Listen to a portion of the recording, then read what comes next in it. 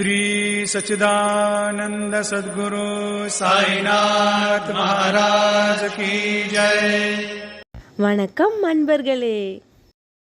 அன்பர்களே, இன்னைக்கு நம்ம அத்தியாயம் 17 கேட்க போகிறோம். நீங்கள் இன்னும் இதற்கு முன்னாடி இருக்கிற அத்தியாயங்களை கேட்கலையா? கவலை வேண்டாம், அதற்கான லிங்கை நான் இந்த வீடியோவோட டிஸ்கிரிப்ஷனில் கொடுத்துருக்கேன். உடனே போய் அதை கேட்டுட்டு அதுக்கப்புறம் இந்த அத்தியாயத்தை கேட்க ஆரம்பிங்க. திகம்பரா திகம்பரா ஸ்ரீ பாத வல்லப திகம்பரா. அத்தியாயம் 17. சித்தமுனி நாமதாரகனை பார்த்து, நீ உண்மையான குரு பக்தன், ஆகையால் உனக்கு இந்த குரு சரித்திரத்தை கேட்கும் வாய்ப்பு கிடைத்தது. மழை வருவதற்கு முன்பு ஜில்லென்ற காற்று வீசும். அதே போல் குருவின் கருணை பெறுவதற்கு முன்பு அவர் கதையை கேட்க வாய்ப்பு கிடைத்திருக்கிறது. ஆகையால் காமதேனுவான குரு சரித்திரத்தை கூறுகிறேன் கேள் என்றார். சுவாமி கிருஷ்ணா நதிக்கரையில் பில்லவடிகா சேஸ்திரத்தில் மேற்கு கரையில் அத்திமரத்தடியில் சாதுர்மாத, அதாவது 4 மாதங்கள் விரதம் செய்து கொண்டிருந்தார். அங்கு அவர் மறைமுகமாக இருந்து பிச்சை செய்து வாழ்ந்து கொண்டிருந்தார். அவர் அங்கு இருந்ததினால் அவ்விடத்தின் மகிமை அதிகமாயின என்றார்.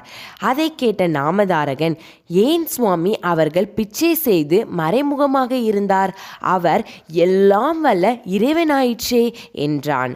சித்தமுனி, அப்பனே, பரம்பொருளாகிய ஈசனும் மும்மூர்த்திகளின் அவதாரமாகிய தத்தாரேயரும் பிச்சை செய்யவில்லையா?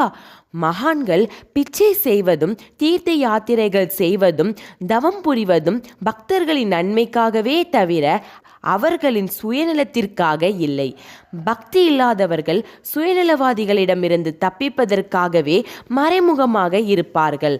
ஆனால் எப்படி கதிரவன் ஒளிகள் கஸ்தூரியின் வாசனையை மறைக்க முடியாதோ, குருவின் மகிமையும் வெளிப்பட்ட கதையை கூறுகிறேன் கேள் என்றார். கரவீர நகரத்தில் சகல வேதங்களும் சாஸ்திரங்களும் படித்த பிராமண பண்டிதர் இருந்தார். அவருக்கு ஒரு மகன் இருந்தான். ஆனால் அவன் அறிவில்லாதவன், மூடனுமாக இருந்தான். அவனுக்கு சிறு வயதிலேயே தாய் தந்தையர் இறந்துவிட்டார்கள். அவன் 7 வயது அடைந்தவுடன் மற்ற பிராமணர்கள் உபநயனம் செய்து வைத்தார்கள்.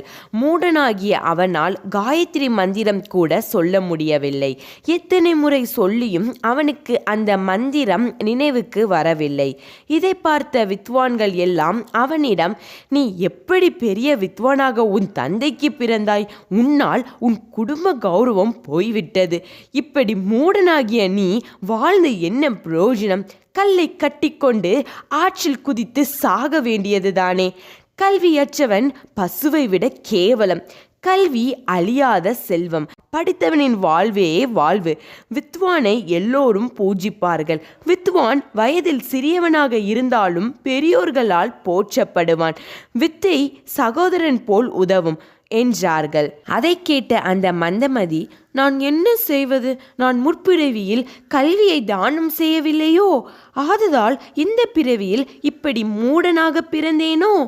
ஆகையால் நான் நன்றாக படித்து வித்வான் ஆவதற்கு ஏதாவது உபாயம் இருந்தால் கூறுங்கள், நான் அப்படியே செய்கிறேன் என்றான். அதற்கு அவர்கள், உனக்கு எவ்வளவோ சொல்லி கொடுத்தும் படிப்பு வரவில்லை. இனிமேல் என்ன செய்தாலும் உனக்கு படிப்பு வராது. ஆகையால் நீ பிச்சை எடுத்து பிழைக்கத்தான் முடியும். உன்னால் உன் குலம் நாசமாகிவிட்டது. இங்கிருந்து சென்று விடு என்று ஏசினார்கள்.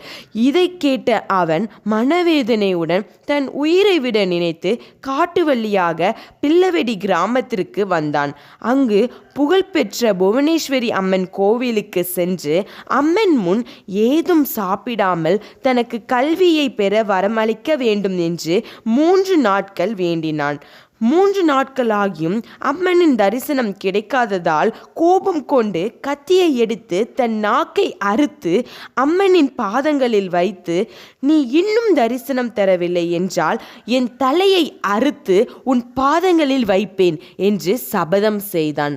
அப்பொழுது தேவி கருணை புரிந்து அவன் கனவில் தோன்றி, மகனே, நீ ஏன் என்னிடம் கோபித்துக் கொள்கிறாய்? மும்மூர்த்திகளின் அவதாரமான ஸ்ரீ குரு கிருஷ்ணா நதியின் மேற்கு கரையில் அத்திமரத்தின் அடியில் இருக்கிறார்.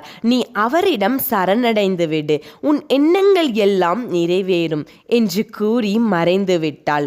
உடனே அந்த சிறுவன் எழுந்து சந்தோஷமடைந்து நதியை தாண்டி மேற்கு கரைக்கு சென்று அத்திமரத்தடியில் இருந்த ஸ்ரீ குருவின் பாதங்களில் தன் சிரம் வைத்து வணங்கினான். உடனே சுவாமி அவர்கள் சந்தோஷமடைந்து அவன் தலையில் தன் கரத்தை வைத்த உடனே துண்டிக்கப்பட்ட நாக்கு மீண்டும் சேர்ந்து விட்டது. ஸ்ரீ குருவின் ஆசீர்வாதத்தால் அவன் அனைத்து சாஸ்திரங்களும் வேதங்களும் பெற்று பண்டிதனாகி ஸ்ரீ குருவிடம் விடை பெற்று கிராமத்திற்கு சென்று உலக புகழ் பெற்று எல்லா சுகங்களுடன் வாழ்ந்தான். அவதூத சிந்தன ஸ்ரீ குருதேவ தத்த.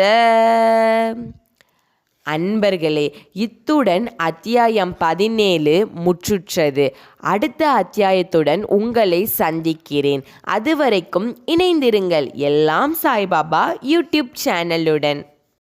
உங்களுக்கு உடனுக்குடன் வீடியோ கிடைக்க எல்லாம் சாய்பாபா சேனலை சப்ஸ்கிரைப் பண்ணி பக்கத்தில் இருக்க பெல் ஐக்கானை கிளிக் பண்ணுங்கள். இந்த வீடியோ உங்களுக்கு மன அமைதியை கொடுத்துருந்துச்சுன்னா லைக் அண்ட் ஷேர் பண்ணுங்கள். உங்களுக்கு மனசில் என்ன தோணுச்சோ அதை கமெண்ட் பண்ணுங்கள்.